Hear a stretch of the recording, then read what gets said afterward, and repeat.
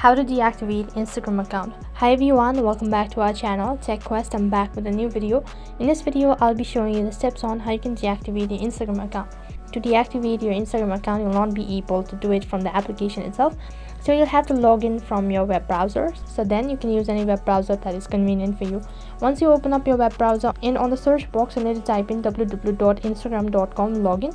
And if you haven't logged in from your web browser, then you need to log in using your login credential. That includes entering your email address, either your phone number or username, and a password. Since I've already logged in from the web browser, as you can see that I've directed to the home page. To begin with the deactivation process, click on the profile icon located in the bottom right corner of your screen.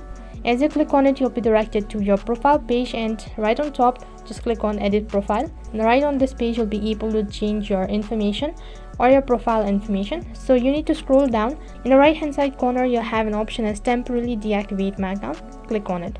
Once you click on it, you'll be directed to the deactivation page, and on this interface you need to make sure to go through all of the statements. So you need to select a reason for deactivating your account. So you need to click on the arrow icon, and in order to confirm your identity you need to type in your password associated with this particular account. So once you type in the password, and right at the bottom you'll have an option as temporarily deactivate your account.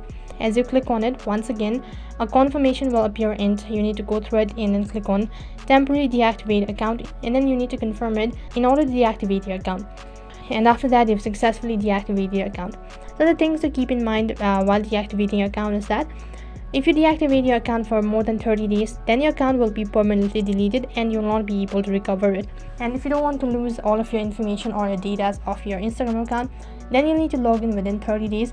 So that is how you can deactivate Instagram account. That is all for this video. I hope the video was helpful. Make sure to like, share and subscribe to our channel. Thank you for watching.